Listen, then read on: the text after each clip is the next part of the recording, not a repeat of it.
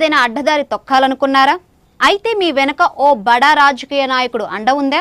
ఉంటే చాలు, ఎటువంటి అనుమతులు లేకపోయినా నిర్భయంగా మీకు నచ్చిన విధంగా భవన నిర్మాణాలు చేసుకోవచ్చు. మన కళ్ళు మూసుకుంటే చాలు అంతా చీకటైపోతుంది అనుకుంటూ పిల్లి కళ్ళు మూసుకొని పాలు తాగుతుందంట. అది పిల్లి నైజం. కానీ వెలుగులోనే కళ్ళు మూసుకొని పిల్లి పాలు తాగితే ఎలా ఉంటుందో అలా వ్యవహరిస్తోంది విజయనగరం జిల్లాలోని నారాయణ విద్యా సంస్థ. వివరాల్లోకి వెళ్తే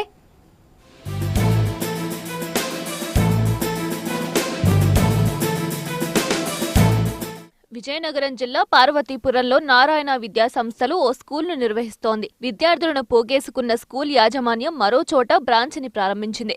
కొత్తగా స్కూల్ బ్రాంచ్ ఏర్పాటు కోసం విద్యాశాఖ అనుమతులు ఉండాలి. భవన నిర్మాణానికి అనుమతులుండాలి. విద్యా సంస్థలు నడిపేటప్పుడు నిబంధనలన్నీ సక్రమంగా ఉన్నాయా లేవా అని పరిశీలించిన తర్వాత మాత్రమే విద్యాశాఖ పాఠశాల నడిపేందుకు అనుమతులిస్తుంది. అయితే పార్వతీపురంలో ఒక చోట నారాయణ స్కూల్ నడుస్తుండగా మరో చోట శ్మశాన వాటిక దగ్గర కొత్త బ్రాంచ్ని నడిపిస్తోంది. అది ఎటువంటి అనుమతులు లేకుండా పాత భవనాన్ని తల్లిదండ్రులకు చూపించి కొత్తగా నిర్మాణం జరుగుతున్న భవనంలో విద్యార్థులకు తరగతులు నిర్వహిస్తున్న వ్యవహారంపై తల్లిదండ్రులు మండిపడుతున్నారు.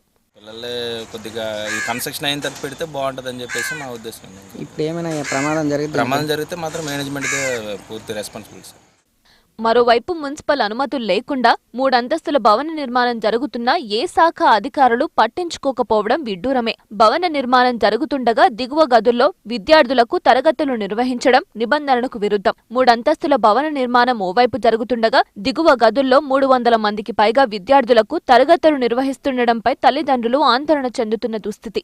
ఎటువంటి అనుమతులు లేకుండా నారాయణ కొత్త బ్రాంచ్ భవన నిర్మాణం చేపట్టడమే కాకుండా విద్యా సంస్థ అనుమతులు లేకుండా తరగతులు నిర్వహిస్తుండడం విశేషం. 4 నెలలుగా ఇక్కడ భవన నిర్మాణం జరుగుతున్నా తరగతులు నడుస్తున్నా ఏ శాఖ అధికారులు స్పందించకపోవడం దౌర్భాగ్యమే.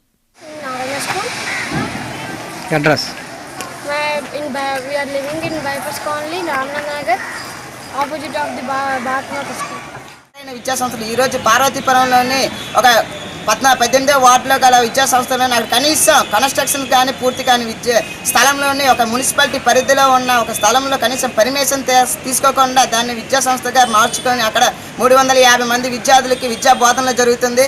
కనీసం ఇప్పుడు కన్స్ట్రక్షన్ పూర్తి కాని విద్యా సంస్థల్లోని ఒక ఏ విధంగా విద్యార్థులకు బోధన చెప్తారని చెప్పి ఎస్ఆర్పై మనం ప్రశ్నిస్తున్నాం. నారాయణ విద్యా సంస్థ నిర్మిస్తున్న కొత్త బ్రాంచీకి గాని స్కూల్ వ్యవహారంపై తమకు ఎటువంటి సమాచారం లేదని, ఎటువంటి అనుమతులు కూడా లేవని విద్యాశాఖ అధికారి కృష్ణమూర్తి చెబుతున్నారు.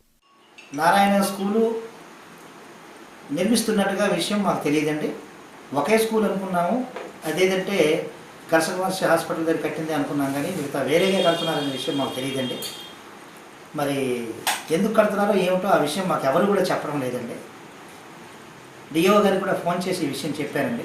విలేకరులు అడిగితే ఇలా ఉంది పరిస్థితి, ఏంటి మీ వరకు రాలేదనంటే లేదు మా వరకు రాలేదని డిఓ గారు కూడా ఫోన్ చేశారు. డిఓ గారు కూడా మాకు ఆ విషయం తెలియదని చెప్పారు. ఇమీడియట్గా సోమవారం మీరు వెళ్ళి ఆ విషయం పరిశీలించమని కూడా నాకు ఆర్డర్ వేస్తున్నారు. వారుగా ఇన్స్ట్రక్షన్స్ ఇచ్చారు. నేను ఆ పని మీద సోమవారం నాడు తప్పనిసరిగా వెళ్తానండి. వెళ్ళి వాళ్ళ విషయం ఏదో కనుక్కొని రిపోర్ట్ చేస్తానని.